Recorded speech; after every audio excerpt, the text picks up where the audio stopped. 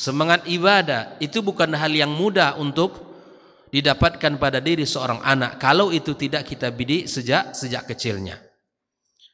Oleh itu ikhwafillah rahimakumullah, bagaimana Islam memandu agar pendidikan itu tidak menjadi perkara yang terlupakan atau yang terlewatkan dalam kehidupan kita. Seringkali perhatian kita pada pendidikan fisiknya, pada perkembangan tubuhnya, tapi barangkali ada yang terlewatkan oleh kita dengan perkembangan usia anak kita. Apakah sudah sama kecerdasannya secara ruhi, atau dari sisi nilai-nilai agama, apakah sudah tumbuh pada anak kita? Jangan-jangan anak sudah balik, sudah masuk pada usia rusda, tapi sikap dan perilaku masih anak-anak yang usia-usia tamyiz. Ini kan sungguh sangat jauh perbedaannya.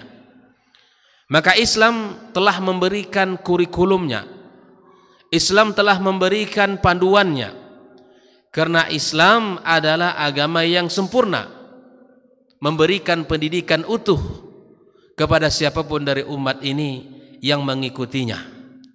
Maka kata para ulama, at-tarbiyatur ruhiyyatu juz'un asas min at-tarbiyatil islamiyah, bahwa pendidikan ruhi itu merupakan pendidikan dasar atau salah satu bagian dari pendidikan Islam yang sangat penting. Jadi tidak boleh diabaikan. Sebagaimana kita tidak boleh mengabaikan pendidikan fisik, maka orang tua tidak boleh mengabaikan pendidikan ruhi. Kecerdasan dari dalam, kepekaan dia, perkembangan pemahaman dia, dengan beranjaknya usia, bertambah usia, hendaknya bertambah pemikirannya, bertambah akhlaknya, bertambah baik perilakunya, semakin terpuji akhlaknya. Ini yang kita inginkan. Apalagi sekarang di saat berada di gelombang syubhat dan syahwat, kemajuan teknologi, bahwa semua mudah diakses dalam genggaman tangan kita, seluruh informasi dimanapun akan kita dapatkan ya dalam rentang waktu hitungan detik. Apa yang terjadi di belahan Eropa sana kita tahu saat ini. Apa yang terjadi di Indonesia Timur kita tahu saat ini. Dan apa yang terjadi di Indonesia bagian barat pun kita mengetahuinya. Begitu seterusnya, seakan-akan informasi seluruh dunia ya mudah ada dalam genggaman tangan kita. Pertanyaan kita bahwa kecerdasan atau perkembangan teknologi seperti ini sangat membutuhkan kecerdasan ruhi, sangat membutuhkan nilai-nilai akhlak yang sangat tinggi, karena kalau tidak, apa saja mudah diakses oleh setiap anak kita tanpa takut, tanpa ada rasa malu, tanpa ada rasa segan dalam dirinya, tanpa rasa takut kepada Allah tabaraka wa ta'ala. Maka oleh karena itu ikhwafillah rahimakumullah, pendidikan ruhi ini fase pertamanya yang mesti kita lakukan adalah fase qablal wiladah, yaitu fase sebelum kelahiran. Sebelum anak lahir sudah mulai penanaman pendidikan itu. Fayambaghi an yatazawwaj al-muslim bi niyyati ta'atillahi wa rasulihi, bahwa ketika seorang menikah, berumah tangga, di antara perkara yang mesti dia tata dalam dirinya adalah niat dia untuk menikah. Niat dia untuk apa? Apakah hanya mengakhiri masa lajang karena teman-teman seangkatan sudah menikah semua? Tidak.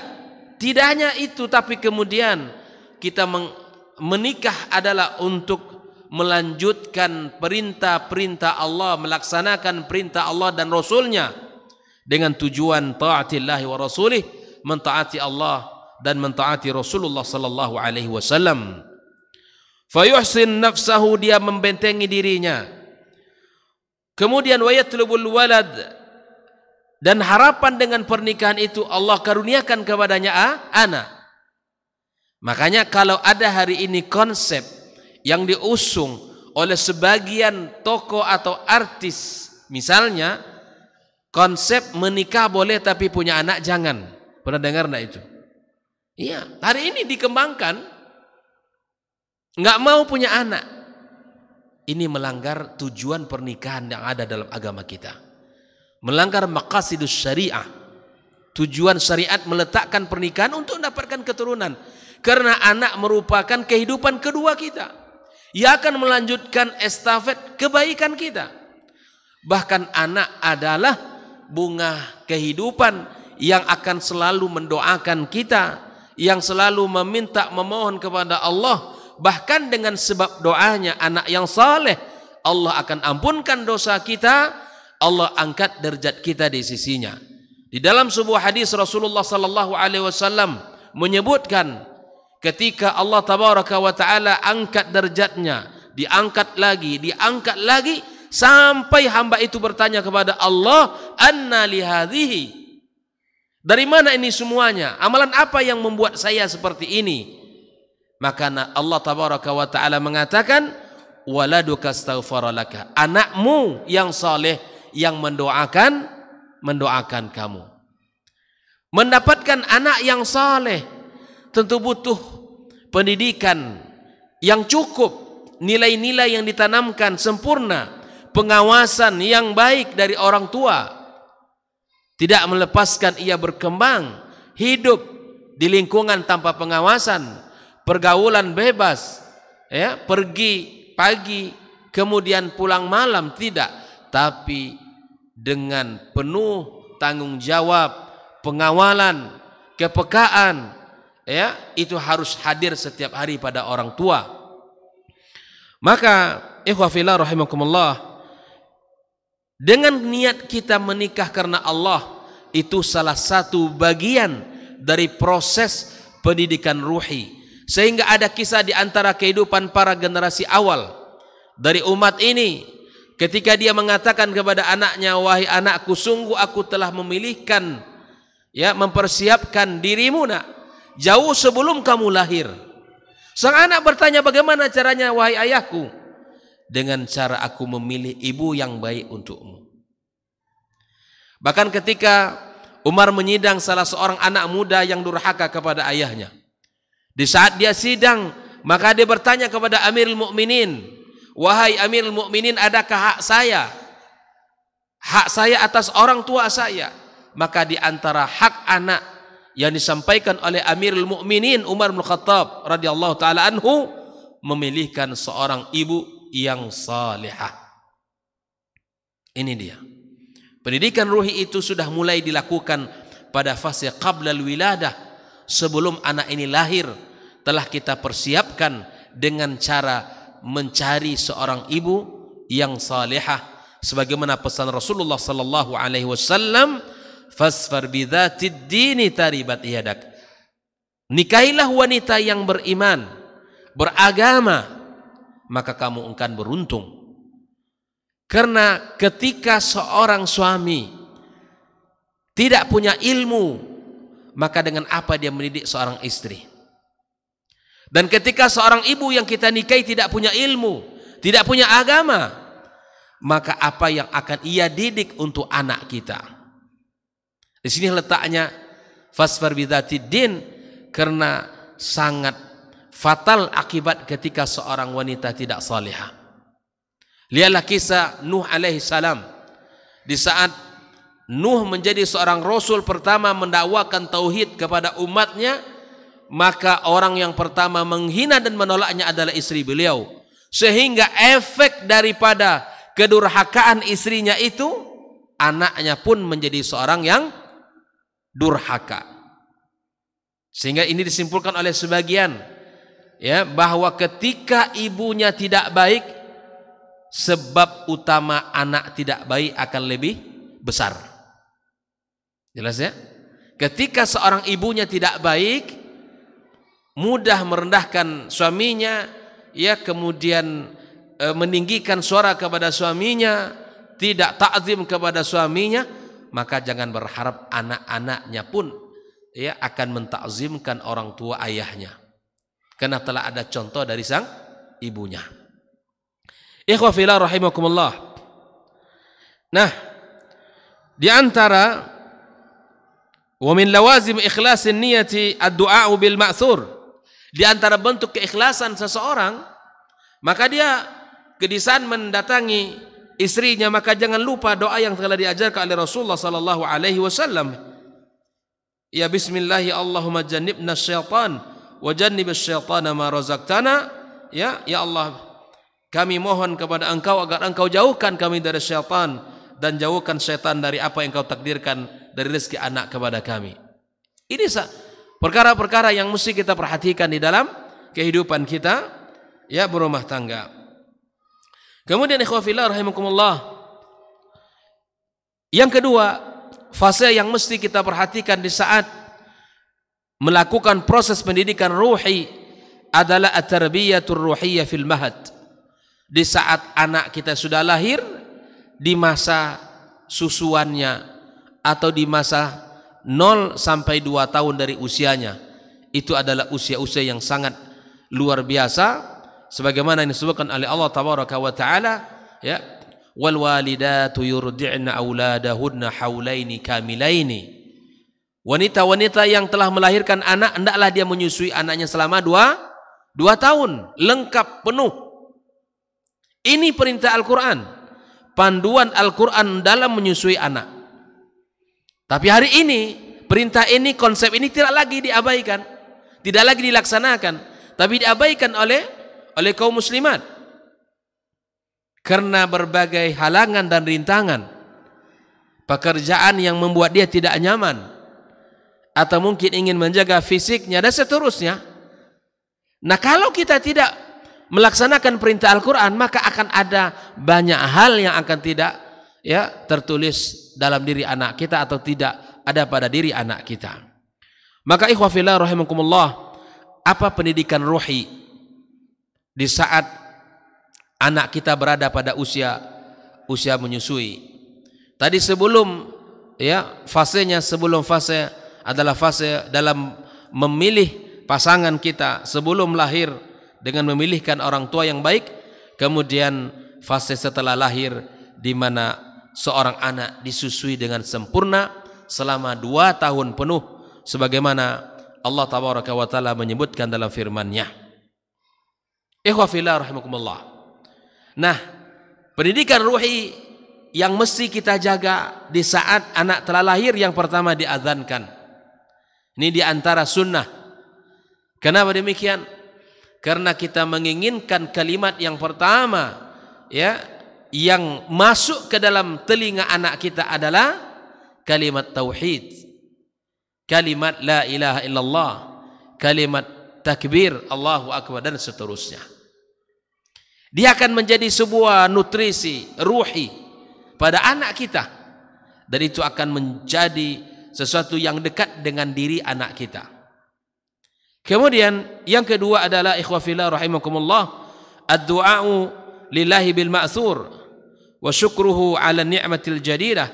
Berdoa kepada Allah, ya, agar Allah tabaraka wa taala jadikan anak ini anak yang saleh, anak yang baik, anak yang taat, ya, anak-anak yang tahu dengan tugas dan kewajibannya, anak-anak yang totalitas secara ketaatan kepada Allah dan mensyukuri atas nikmat anak yang Allah berikan. Dengan cara apa? Dengan cara kita melakukan akikah. Dan itu semua proses-proses dalam pendidikan ruhi. Kemudian tahnikul maulud, mentahnikkan. Tahu cara mentahnikan? Anak lahir kemudian ambil kurma, ya, kemudian digigit atau kemudian sampai kurma itu halus, ya, kemudian diambil dengan jari telunjuk kita, kemudian diletakkan di langit-langit anak kita. Jadi itu cara mentahnikkan anak kita dan mendoakan kepadanya keberkahan. Doakan keberkahan pada anak kita. Kemudian halaqu ra'sihi, ya, kemudian kita mencukur rambutnya dan kita bersedekah dengan perak sesuai dengan timbangan rambut yang ada pada anak tersebut. Kemudian setelah itu ya akikah dan memberikan nama yang baik kepada anak kita. Nabi SAW menyebutkan ahabul asma ilallah dua. Nama yang paling disukai Allah ada dua. Yang pertama apa? Abdullah. Yang kedua Abdurrahman. Nah, kasih nama anak. Kemudian berikutnya ada al-khitan. Al-khitan, ya, boleh khitan sejak kecil boleh. Dan begitu juga untuk perempuan. Tapi sekali lagi perempuan itu sifatnya adalah ya sebagai bentuk tafdhil bagi seorang wanita, tapi bagi seorang laki-laki adalah diwajibkan khitan. Nah, ini dilakukan dan ini semuanya pendidikan ruhi yang ada pada diri anak kita. Setelah itu masuk kepada fase berikutnya adalah fase at-tufulah. Fase sebelum lahir, fase di saat lahir usia 0 sampai 2 tahun dengan cara menyusui, ya, menggendong, memberikan ciuman, pelukan, kehangatan, itu merupakan pendidikan ruhi. Merasakan kedekatan hati dengan anak. Anak pun demikian merasakan kenyamanan dalam pelukan ibu bapaknya. Makanya anak-anak yang tidak mendapatkan ya sentuhan ini maka seperti mata rantai yang putus. Ada yang hilang sehingga anak tidak sempurna berkembang secara ruhi. Ya. Kemudian kita fase yang ketiga, kita masuk fase yang ketiga adalah fase kanak-kanak. Artinya usia 3, 4, 5 dan 6. Apa yang mesti kita lakukan dalam pendidikan ruhi? Yang pertama, di dalam pendidikan yang paling utama adalah al-qudwatul hasanah. Apa? Qudwah hasanah. Pendidikan ruhi usia 3, 4, 5 dan 6 adalah qudwah hasanah. Apa itu qudwah hasanah? Suri tauladan, contoh yang baik. Ternyata ikhwafillah, usia 3, 4 itu, usia 3, 4, 5 itu yang paling berkesan bagi anak bukan perintah. Tetapi yang paling berkesan pada diri seorang anak itu adalah keteladanan yang ditampilkan oleh ibu bapaknya. Sebagaimana ibu bapaknya menjadi seorang teladan di dalam kehidupan rumah tangga, maka seperti itulah anaknya nanti di dalam karakter dirinya. Makanya hati-hati ikhwafillah, disebut ini fase keemasan. Fase emas ini jangan sampai hilang. Usia 3, 4, 5 itu. Karena fase yang sangat luar biasa. Pendidikan yang paling tepat apa?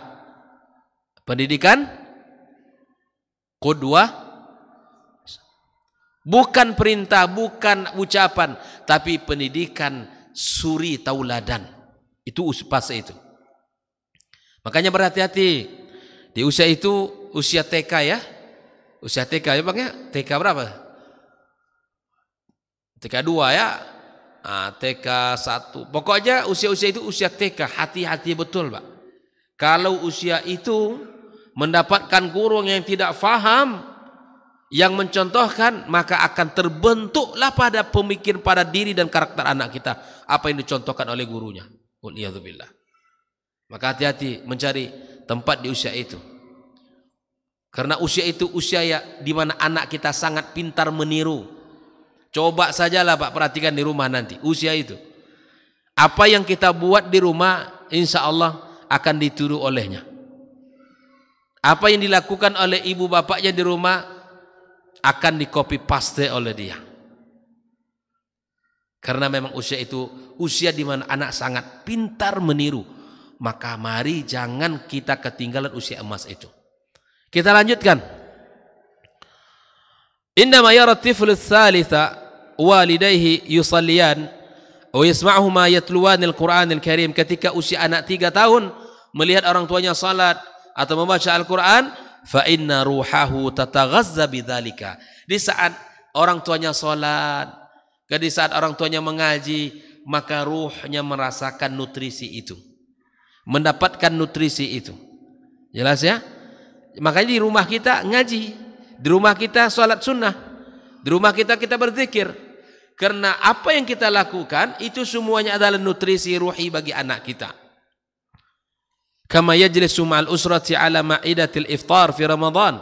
duduk di hidangan berbuka, ya, fayasma'u du'a, ya, kemudian dia mendengarkan doa dari orang tuanya, wa yara farhatas siyam, dia melihat kegembiraan orang ketika ingin berbuka, wa yash'ur biladzatihi kama tastahibul usra, dia merasakan betapa nyamannya, betapa enaknya kondisi Ramadan bersama keluarga, berada di hidangan perbukaan, kemudian disambung dengan doa-doa di saat mustajab tersebut. Anak kita mendapatkan nutrisi ruhinya di situ. Ini terkadang tidak pernah dilewati masa-masa indah itu. Gitu kan? Seakan itu biasa saja. Masya Allah, kita masih ingat dalam perjalanan kita masih kecil dengan orang tua kita. Dulu di saat-saat usia berbuka berpuasa, Masya Allah, ya, orang tua duduk, kemudian orang tua bersama-sama dengan kita, dan kita mendengarkan dan melihat contoh langsung dari mereka. Dan inilah keadaan zaman dahulu. Zaman sekarang enggak, ambil motor kan, pergi ke pasar, ya, ke pasar-pasar yang menyediakan bahan-bahan berbukaan di sore hari, padahal itu jam-jam mustajab untuk berdoa kepada Allah Subhanahu wa taala. Kemudian ikhwah fillah rahimakumullah, di samping itu, di samping kita, ya, al-qudwah hasanah, di antara nutrisi ruhi, contoh, ya, fase kanak-kanak ini yang paling baik adalah memperdengarkan zikir kepada anak kita, mengajarkan zikir-zikir, doa-doa, dan itu anak kita belajar, jiwanya akan tunduk, jiwanya akan lunak, dan jiwanya akan mudah untuk mendapatkan nasihat karena telah diajarkan zikir-zikir. Zikir-zikir yang masyru' dari Al-Quran, dari zikir-zikir dan doa dari hadis Nabi SAW, ya, yang telah diajarkan oleh Nabi kita, dengan lafaz-lafaznya, dengan jumlahnya. Terkadang kita bacakan itu ke anak kita. Kita ajarkan doa bangun mau tidur, kita doakan, kita ajarkan doa setelah bangun, kita hafalkan pada anak kita doa masuk WC, keluar WC, keluar rumah, masuk rumah, masuk masjid, keluar masjid, ketika makan, dan seterusnya. Ya, kita ajarkan doa-doa itu dan zikir-zikir itu.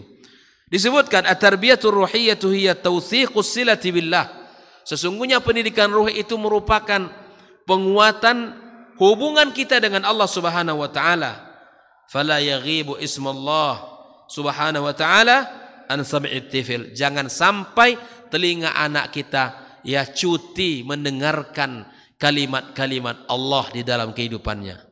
Jangan sampai telinga mereka berhenti, tertutup, tidak pernah mendengarkan kalimat thayyibah dalam kesehariannya. Maka kalau bisa di rumah, kalau kita enggak ngaji misalnya, enggak baca Quran, hidupkan Al-Quran dari MP3 kita dan seterusnya. Karena kalau itu terdengar setiap hari, itu nutrisi ruhinya, ia akan menyuburkan hatinya, ia akan menyemangati jiwanya. Tidak ada kalimat yang paling afdal dan tidak ada perkataan yang paling mulia di muka bumi ini melainkan perkataan Allah Subhanahu wa taala. Perdengarkan, ya, jauhkan dari hal-hal lain, dari musik, jauhkan dulu, jauhkan, ganti dengan sebaik-baik perkataan itu firman Allah Subhanahu wa taala. Ajarkan kepada anak kita zikir pagi dan zikir sore, ya. Zikir pagi dan zikir sore, kemudian zikir-zikir setelah salat, dan seluruh zikir-zikir yang berkaitan pagi dan petang sebagaimana yang disebutkan oleh Rasulullah SAW. Maka seperti bismillahilladzi la yadurru ma'asmihi syai'un fil ardi wala fis sama' wa huwas samiul alim. Ajarkan raditu billahi rabba wa bil islami dina wa bi Muhammad sallallahu alaihi wasallam nabiyya. Kita ajarkan a'udzu bi kalimatillahi taamati min syarri ma khalaq. Kita ajarkan sayyidul istighfar, Allahumma anta rabbi la ilaha illa anta, dan seterusnya. Ajarkan kalimat-kalimat itu kepada mereka, karena sungguh ketika mereka baca adalah nutrisi ruh hidup dan bersemi dalam hati anak kita. Ikhwah fillah, masih kanak-kanak, setelah qudwah hasanah, kemudian yang kedua, di mana, ya, setelah kita memberikan contoh dan teladan, yaitu kita memperbanyak zikir, dan yang ketiga adalah membaca Al-Quranul Karim. Ya, anak-anak kita di masa-masa itu mungkin mempelajari ya huruf-huruf hijaiyah. Kalau sudah mulai lancar kita pindah kepada Al-Quranul Karim. Berikan jadwal kepada anak kita. Itu mendidik ruhinya. Membiasakan dia sejak kecil dekat dengan kalamullah. Karena kata pepatah orang-orang Arab mengatakan man sabba ala syai'in sabba alaih. Anak kalau dibiasakan dengan sebuah kebaikan, insya Allah dia tumbuh atas kebaikan yang kita ajarkan. Jelas ya? Wa man sabba alaihi mata alaihi. Orang yang tumbuh dalam kebiasaan baik, insya Allah dia akan tutup usia dengan kebiasaan baiknya itu. Maka kalau kita sudah tua-tua nih, janganlah lagi ya merasa muda. Ya, sudah ingat akan kehidupan akhirat. Kita akan berakhir. Biasakanlah kebiasaan yang saleh, yang baik. Datang ke rumah Allah, salat 5 waktu berjamaah, kemudian hadir dalam majelis ilmu, perbanyak zikir di pagi, petang, dan ketika kita berdiri berzikir, ketika duduk berzikir, dan seterusnya. Dalam seluruh keadaan kondisi kita berzikir kepada Allah Subhanahu wa taala, dan kita membacakan Al-Quranul Karim. Kalau anak kita belum bisa membaca di usia 3, 4, maka orang tua mentalkinkan Al-Quran. Apa? Mentalkinkan. Apa mentalkinkan itu? Membacakan. Ini nanti usia tamyiz kan usia 7 tahun. Sudah Nabi perintahkan muru auladakum bis salati wa hum abna sab'a sinin. Sudah. Kapan kita mengajari anak kita perkara salat? Sebelum usia 7. Karena usia 7 itu usia perintah anak kita disuruh salat. Usia 3, usia 4, usia 5 sudah kita ajari dia doa-doa dalam salat, zikir-zikir dalam salat dibaca, diajarkan, ditalkinkan kepada anak kita surat Al-Fatihah, ditalkinkan kepada anak kita surat-surat pendek, di samping bacaan-bacaan salat yang mesti kita ya ajarkan kepada anak-anak kita. Ya. Setelah kita memperbanyak zikir, kemudian mentalkinkan ayat-ayat Al-Quran kepada anak-anak kita, ternyata ada hal lain yang juga luar biasa di dalam pendidikan ruhi itu, yaitu qasasul anbiya wasiratin nabawiyah. Qasasul anbiya wassalihin. Kita membacakan kepada mereka kisah-kisah para nabi, kisah-kisah para orang saleh. Mulai dari Nabi Adam sampai Nabi Muhammad dibacakan kisah-kisahnya. Bukunya sudah banyak ditulis berdasarkan hadis-hadis yang sahih. Versi anak-anak. Jangan versi orang dewasa. Cari buku-buku kisah-kisah para nabi, kisah-kisah perjuangan orang-orang saleh zaman dahulu, versi anak-anak dibacakan. Kita yang membacakan, anak kita mendengarkan. Coba, ada enggak di antara kita ini ya, yang membacakan kisah kepada anak kita sebelum ia tidur? Ini kisah, karena kisah itu adalah kata para ulama jundullah, tentara-tentara Allah Subhanahu wa taala. Dia akan membentuk karakter, dia akan mengubah dari lemah menjadi kuat dengan kisah yang kita sampaikan.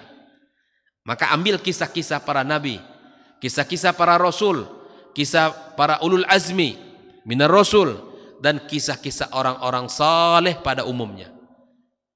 Yang kita ambil kisah yang sahihah, tidak cerita-cerita dongeng, tidak cerita-cerita rakyat yang tidak bersanad, yang tidak sahih, ya kan? Cerita-cerita rakyat ini kan ya apa bahasa kita?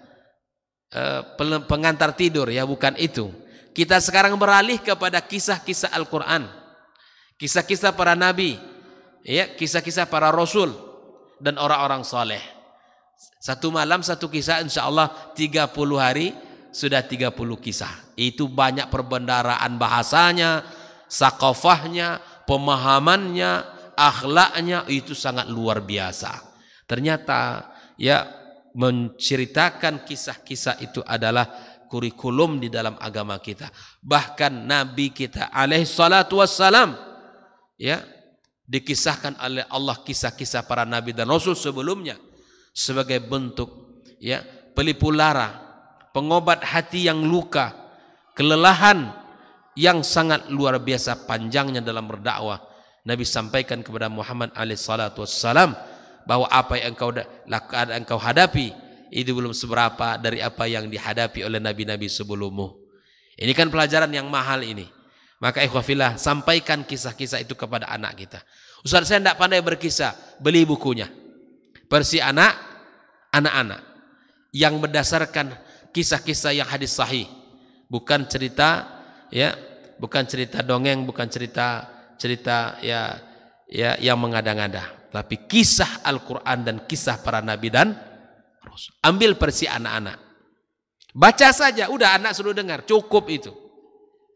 Alhamdulillah saya merasakan betapa manfaatnya karakter anak terbentuk dengan membacakan kisah-kisah itu. Bahkan berpikir seperti tokoh-tokoh yang kita kisahkan di dalamnya. Seperti ini, saya ingin seperti ini, saya ingin seperti fulan. Karena sangat menarik tokoh-tokoh ya yang saleh tersebut untuk dikisahkan. Nah, di samping itu, ikhwafillah rahimakumullah, di samping memperbanyak zikir, memperbanyak ibadah, memperbanyak baca Al-Quran, memperbanyak membaca kisah-kisah para nabi dan rasul, yang keempat atau yang berikutnya adalah al-ibadat, yaitu kita mengajarkan anak-anak kita, bahkan kita mempertontonkan ibadah sunnah kita di rumah. Seperti mana Sa'id bin Musayyib mengatakan, ya setiap kali aku melihat anakku, aku panjangkan salatku dan aku tambahkan rakaatnya. Sampai anaknya berkata, wahai abi, kenapa engkau panjang kali salatnya? Apa kata sang ayah? Wahai anakku, dengan salat yang aku lakukan, aku berharap Allah akan memperbaiki dirimu nak. Ya Allah. Dengan ibadah yang aku lakukan, abi berharap Allah memperbaiki kamu, Allah menjaga kamu, Allah melindungi kamu. Bayangkan, setiap kali dia lihat anaknya di rumah, dia ambil wuduk salat dia. Panjang salatnya, khusyuk salatnya, zikir luar biasa dalam doa, dalam sujudnya. Ternyata dengan ibadah yang ia lakukan tersebut, harapan Allah memperbaiki anak-anaknya. Ya. Pernahkah ini ada dalam kamus kehidupan kita?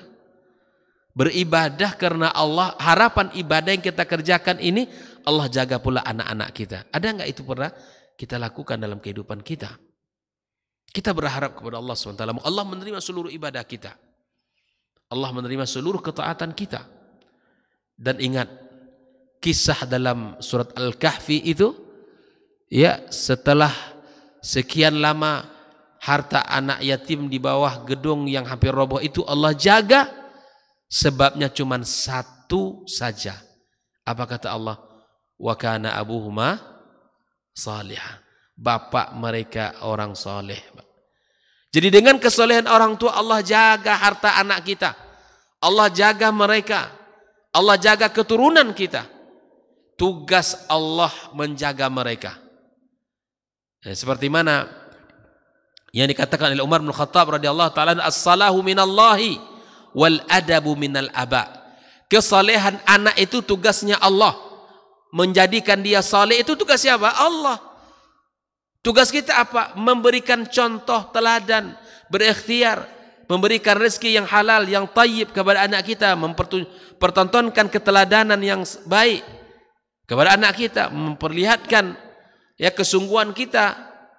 Dan ini dilakukan. Tapi kemudian subhanallah,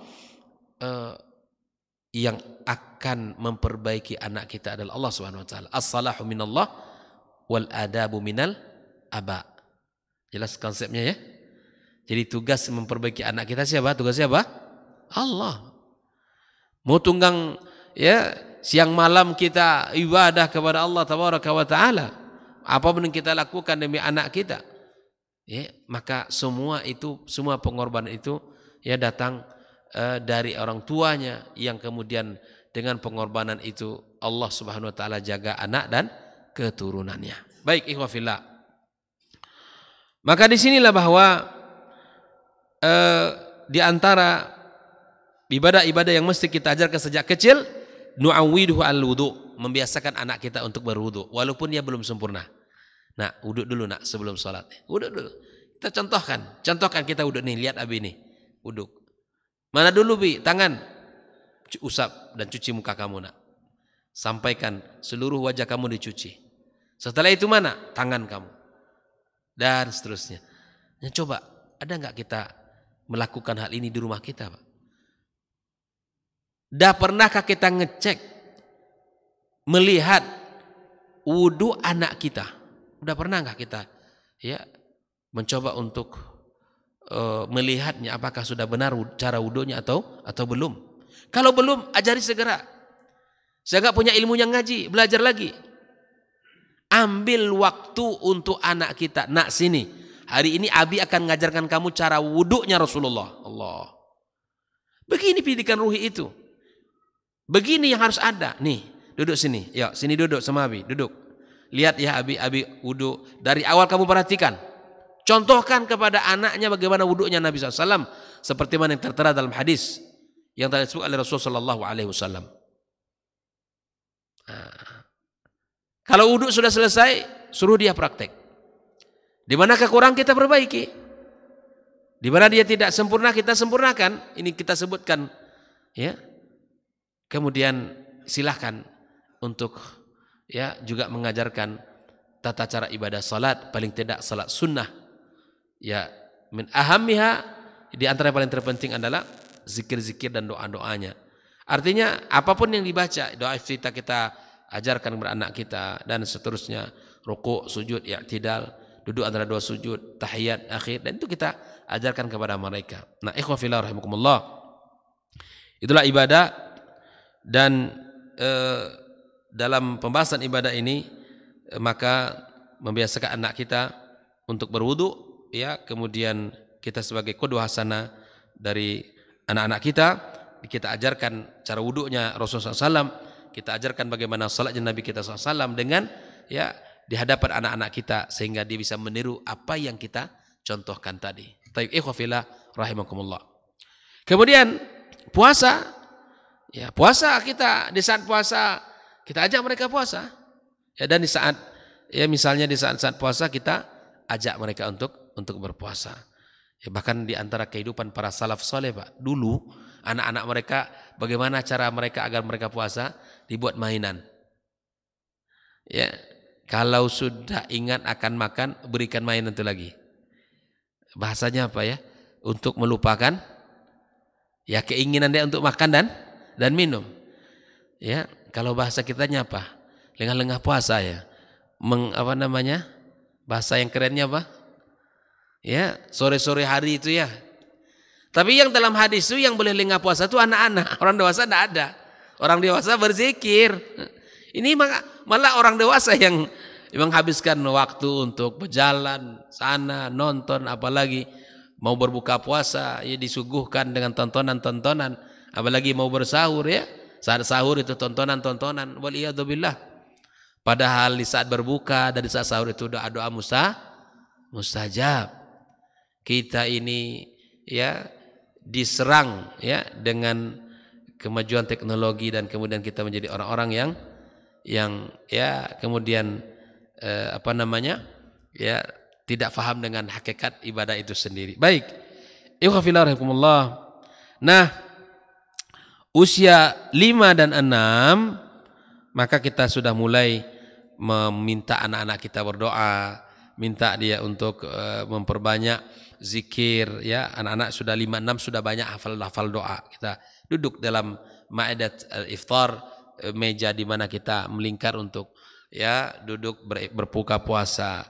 Kemudian usia 5 dan 6 kita ajak, dan kita harus ya pastikan dia semangat untuk ibadah, ajak salat ke masjid, dan kemudian ya menjaga ibadah-ibadah sunnah dan salat-salat sunnah yang lainnya.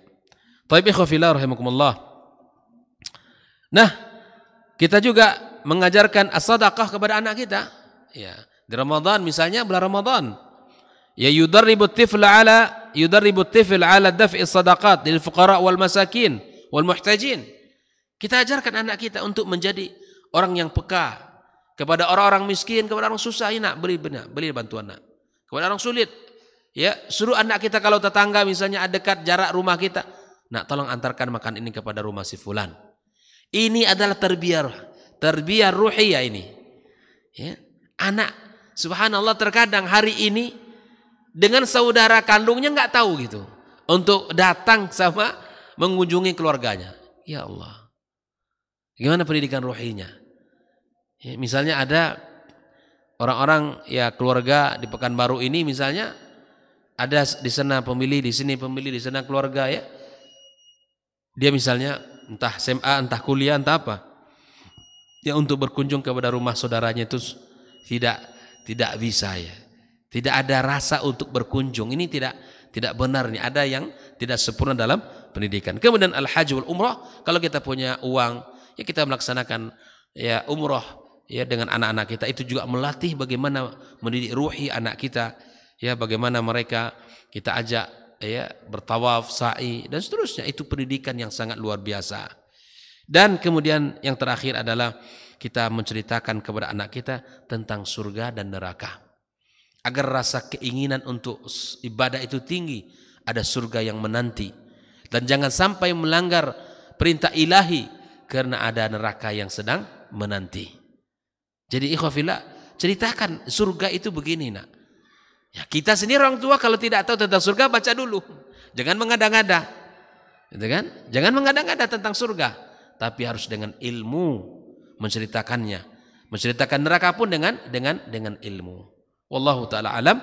Dengan demikian pendidikan ruhi sudah selesai fase sebelum lahir ya, fase pasca lahir di usia anak 0 sampai 2 tahun, kemudian fase setelah anak-anak kita menginjak masa kanak-kanak, dan kemudian masa remaja tentu berbeda ya, kemudian masa pemuda itu juga berbeda. Ya, insyaallah ya sentuhan-sentuhan itu tentu berbeda, apalagi usia sudah masuk usia tamyiz. Itu bahasa-bahasa perintah sudah mulai sering kita sampaikan kepada anak kita. Karena itulah Nabi mengatakan muru auladakum bis salati wa hum abna 7 sinin ya wadribuhum alaiha wa hum abna 10 sinin. Berikan pukulan di saat usia 10 tahun kalau dia tidak lagi ngeh dalam perintah, tidak ngerti dengan syariat yang mulia ini. Terima kasih, insyaallah kita lanjutkan tarbiyah khuluqiyah, pendidikan akhlak dalam Islam, bagaimana pula Islam memandu kita ya untuk menanamkan akhlak-akhlak pada anak kita. Wallahu taala alam. Wa sallallahu ala nabiyyina Muhammadin wasallam wa subhanakallahumma bihamdika asyhadu an la ilaha illa anta astaghfiruka wa atubu ilaik. Wassalamu alaikum warahmatullahi wabarakatuh.